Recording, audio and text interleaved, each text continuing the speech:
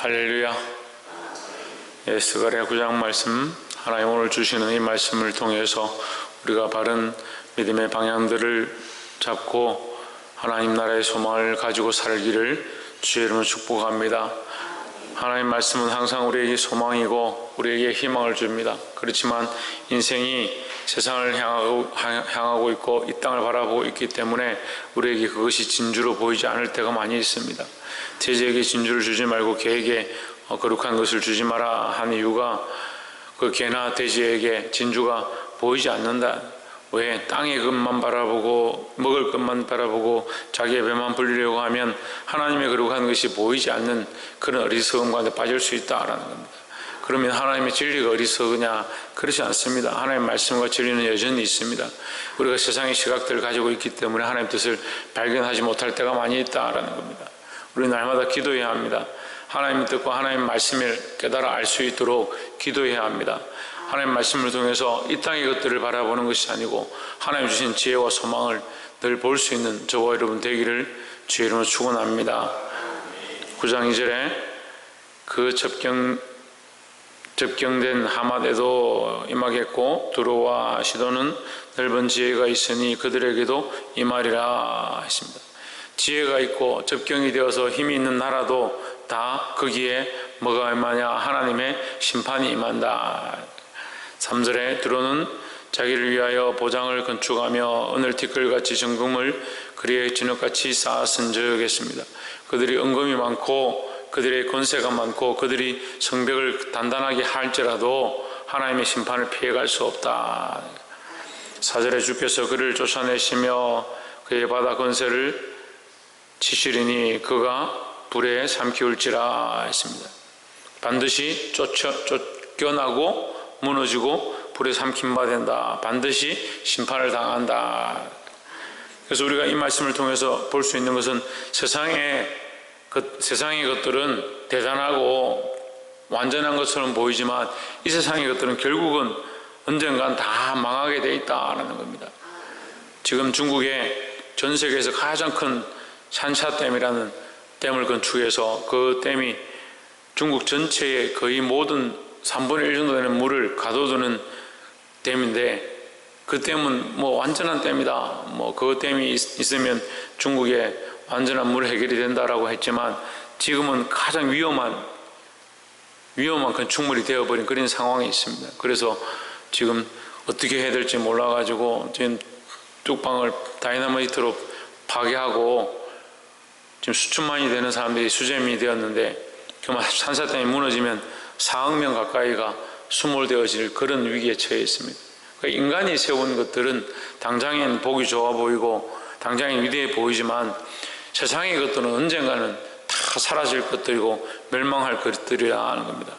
그래서 우리가 세상의 가치관을 두면 이 세상에 있는 것들이 너무나도 커 보이고 세상이 너무나도 대단해 보이고 그래서 이 세상의 논리와 이론이 너무 완전하니까 그것을 쫓아가면 우리에게 뭔가 있을 것 같고 그래서 항상 하나님 말씀보다 세상의 이론과 내가 가지고 있는 가치관과 세상이 옳다라고 생각하는 것 가운데 그게 옳고 그게 맞다라고 쫓아가기 쉽습니다. 근데 그것들은 결국 멸망한다는 거죠. 5절에 아스글론이 보고 두려워하며 가사도 심히 아파할 것이며 에그로는 그 소망이 수치가 되므로 역시 그러하리라. 가사에는 임금이 끊길 것이며 아스글론에는 거민이 없을 것이며 임금도 끊어지고 백성도 없어진다. 그 백성 없고 임금이 없는 나라, 나라가 아니다 이 말이죠. 나라가 없어져 버린다 이 말이죠. 6절에 아스도에는 잡종이 거하리라. 내가 블레셋 사람의 교만을 끊고 있습니다. 블레셋은 결국 멸망해버려서 나라가 없어져 버렸습니다. 그들이 교만해서 이스라엘 백성을 괴롭히고 이스라엘 나라를 공격했던 그럴 때에는 그들이 정말 강한 나라고 큰 나라고 그래서 이스라엘 백성이 그들에게 조공을 바치고 그들을 섬겼었는데 이런 나라는 뭐 영원할 거다 생각했지만 결국 그 나라들이 다 없어져 버렸다는 거예요. 하나님 앞에 교만한 것들 결국 망하게 된다는 겁니다. 세상에 이 교만, 세상에 높아진 것들 우리가 바라보고 따라가고 추종할 필요가 없다라는 것이죠. 예, 두 번째 말씀은 9절에 시온에 따라 크게 기뻐할지어다 예루살렘에 따라 즐거이 부를지어다 보라 내 왕이 내게 임하나니 그는 공의로우시며 구원을 베풀며 겸손하여서 나귀를 타나니 나귀의 작은 것 곧 나귀 새끼니라 했습니다. 세상이 이론으로 하면 우리가 섬기고 우리가 바라보는 임금은 대단하고 위엄 있고 강하고 영광을 가지고 있고 큰 부귀와 영화를 들고 나타나야 하는데, 여기 말하는 너희가 기뻐하고 놀랄, 너희가 즐거워할 임금은 어떻느냐? 겸손하여서 나귀를 탔다라고 말하는 겁니다. 너희가 섬겨야 될 왕은 세상에 부귀와 영화를 들고 있는 왕이 아니고, 너희가 섬겨야 될 왕은 너희를 위하여 희생하고 너희를 위하여 죽어질 그 나귀 새끼를 탄 어린 양이다. 우리는 예수 그리스도를 세상의 기준과 가치로 바라보니까 그리스도께서 우리를 위하여 희생하시고 자기를 내어주심은 배우지 않고 높임과 존귀를 받는 것은 귀하게 생각한다는 거죠. 그리고 교회에서 높임을 받고 존귀를 받고 높은 자리에 임하고 직분을 받으면 참 이 사람을 힘들게 하고 교회를 힘들게 하고 시험을 들게 만드는 거예요. 직분이 자기를 존귀하게 하는 게 아닙니다. 근데 사람들은 그 직분이나 어떤 위치에 서 있는 것이 사람들에게 존귀를 받는 줄 착각하는 겁니다.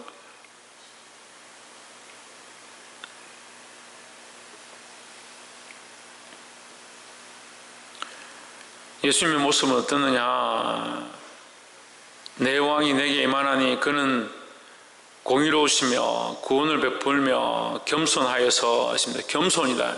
그 세상의 나라는 지금 아까 블레셋 나라가 어떻다 했습니까? 6절에 블레셋 사람들은 교만하다. 그 세상의 나라는 교만한데, 그러니까 세상의 나라가 교만하고 높고 위대하고 보장을 치고 은금이 무성하니까 우리가 보는 기준에 은금이 무성하고 보장이 확실하고 강건한 그 나라가 정말 좋은 나라처럼, 교만하고 큰소리 치는 나라가 좋은 나라처럼 착각하게 되는 겁니다. 그러니까 우리가 만나는 예수님은 어떻느냐? 겸손하고 나귀를 타고 나귀의 작은 것, 그 나귀도 저 작은 것 나귀 새끼를 탔다라고 하니까 우리가 예수님을 안 따라가고 뭘 따라가느냐? 은금과 보장되어지고 교만하고 높은 그런 나라를 쫓아가는 겁니다. 실제로 우리가 그렇지 않다 하더라도 뭐가 문제냐? 우리의 생각이 문제다. 생각이. 믿음으로 그리스도를 따라가고 겸손한 자리에 나아가고 내가 할 수 없음을 알고 하나님의 은혜를 구해야 되는데 자꾸 스스로 어떻게 생각하냐? 세상의 가치관들을 교회 들고 오고 세상의 가치관들을 자기에게 적용해서 교만한데 높은데 남들이 인정해 주는데 좋은 자리 가운데 처하려 가는 겁니다. 우리가 높은 데 직임을 받고 그 더 귀한 것을 맡을수록 어떻게 해야 되냐? 하나님 앞에 무릎 꿇고 하나님의 은혜를 구해야 합니다. 하나님의 은혜를 잊어버리면요 자꾸 교만해지는 거예요. 하나님의 사랑을 잊어버리면 자꾸 교만해지는 거예요.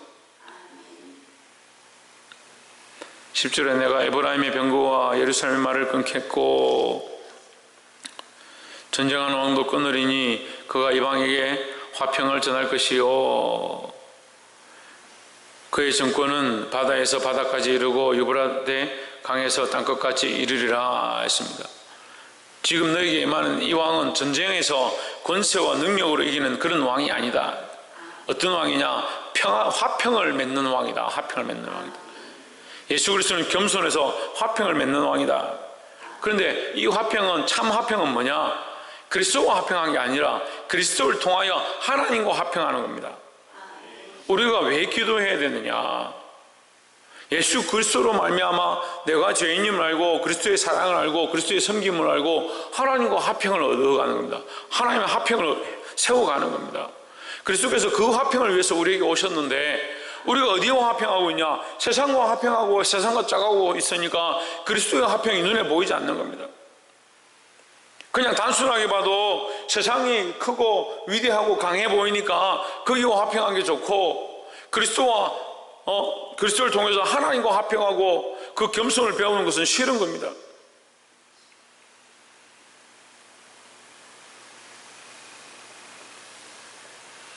사랑하는 성도 여러분, 목이 곧은 것, 이 세상을 바라보는 것 내려놓고 주를 바라보시고 믿음으로 사시기를 주의 이름으로 축원합니다. 12절에 소망을 품은 갇혔던 자들아 너희는 보장으로 돌아올지니라. 내가 오늘날도 이르노라. 내가 베나에게 갚을 것이라 했습니다. 자, 이제 주님께서 뭘 하기 원하냐? 너희가 세상의 보장을 버리면 내가 더 큰 보장을 너희에게 줄 것이다. 너희가 세상에 바라보았던 것들 버리고 돌아오면 내가 배나 갚을 것이다 하는 겁니다. 그런데 지금 당장 눈에는 어떻게 보입니까? 나귀를 타고 나귀 중에서 가장 작은 것 나귀 새끼를 탔다. 볼품도 없고 흠모할 만한 모양도 없고 아무것도 없다. 그런데 그 안에 뭐가 있냐? 삭시 있고 순이 있다. 그 생명의 씨앗이 거기 있으니까 당장 보기에는 너무 작아 보이고 너무 미천해 보이는 거예요. 그러니까 지금 내가 희생하고 주를 따라가고 십자가를 지고 가고 주님 원하시는 삶을 살고 기도하며 무릎 꿇고 아버지 나라를 구하는 거, 그거는 너무 먼 것 같고 안 따라가는 겁니다. 근데 뭐라고 합니까? 소망을 품은 갇혔던 자들아. 그 소망을 어디에 품어야 되냐? 세상에 품는 게 아니고요, 하나님 나라에 품어야 되는 겁니다. 16절에 옛날에 그들의 하나님 여호와께서 그들을 자기 백성 양떼같이 구원하시리니 그들이 멸류관의 보석같이 여호와의 땅에 빛나리로다 했습니다. 여러분, 당장 사람들이 인정해주고 이 땅에서 칭찬받는 것, 그런 빛남을 우리가 너무 바라봅니다. 그건 세상의 빛을 얘기하는 거예요. 세상의 빛을. 그리스도인들이 빛으로 나타나야 된다 해가지고 세상에 빛을 드러내고 많은 사람들에게 빛된 삶을 사는데 왜 손가락질 당하냐? 착각하는 겁니다. 사람들에게 빛이 되는 게 아니에요. 빛의 방향을 사람에게도 자꾸 비추고 있습니다. 우리가 그리스도에게로 향해야 합니다. 하나님께로 향해야 합니다. 그 참빛이 내게 비춰서 비치는 빛이 되어야 되죠. 우리가 빛이 아니에요. 근데 자꾸 우리가 빛이 되려고 하는 거예요. 그래서 기준은 어디 가집니까? 세상이 원하는 빛을 비추려고 하는 겁니다. 아니, 내 안에 그리스도가 없는데, 내 안에 하나님 비추시는 빛이 없는데 무슨 어떻게 빛을 비춥니까? 그런데 여전히 자기는 빛을 비추고 있는 거예요. 그게 세상의 빛인지 사람에게 좋은 선한 빛인지, 사람이 원하는 빛을 비추는 게 아닙니다. 사람이 원하는 선을 행하는 게 아니에요. 궁극적으로는 예수 그리스도의 빛을 비춰야 되는 것이고 하나님께서 비추신 그 빛을 비추는 겁니다. 그러니까 이 구원의 관점이 자꾸 세상에 있는 겁니다. 우리의 구원은 하나님께 있고요, 하나님 우리를 보석같이 삼으실 것이다. 말씀이 뭐라 합니까? 그들이 멸류관의 보석같이 여호와의 땅에 빛나리라 하십니다.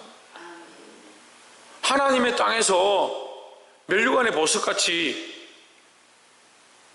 멸류관도 귀한데 거기에 박힌 보석은 더 귀하다. 그 멸류관의 보석같이, 이 멸류관은 하나님의 왕권을 얘기합니다. 그 하나님의 나라에, 하나님의 왕권에 정말 보석처럼 없어서는 안 될 귀한 존재로 빛날 것이다 라고 말하는데, 이 백성들은 자꾸 어디에 관점을 가지냐? 세상의 관점을 가지냐? 두로와 시돈에 자기들 공격했던 그 블레셋에, 자기들이 빼앗겼던 그 세상 나라에 자꾸 소망을 가집니다. 또는 더 심하게는 바벨론에 끌려가서 거기 사는 게 좋다고 거기 머물러 있으려고 하는 겁니다. 스룹바벨과 여호수아를 통해서 이제 돌아와라, 돌아와서 너희가 여기 다시 이 성전을 건축하고 재건하고 일어나라고 말씀하시는데 생각이 자꾸 어디 있냐? 세상에 자꾸 있으니까 돌아오지 않는 겁니다. 하나님 나라가 회복되어야 되는데 하나님 나라는 지금 당장 임하지 않고 당장 보이지 않죠. 우리는 그 보이지 않고 당장 임하지 않는 그 하나님 나라를 믿음으로 바라보고 그 하나님 나라에 하나님의 멸류관의 보석처럼 빛나기 원하시는 하나님의 그 소망을 우리가 깨달아야 된다는 거예요. 우리가 그 소망을 바라보고 믿음으로 나아갈 수 있는 자들이 되기를 주의 이름으로 축원합니다. 이 땅의 소망이 아니라 세상이 크고 위엄과 광대함을 쫓아가는 것이 아니고 그 교만을 쫓아가는 것이 아니고 주님 앞에 그리스도를 따라서 겸손하여져서 이 땅의 소망이 아닌 영원한 하나님 나라의 소망을 바라보고 주께서 우리를 그 왕관의 그 멸류관의 빛난 보석처럼 세우실 그것들을 바라보고 믿음으로 사시기를 주의 이름으로 축원합니다. 기도하겠습니다.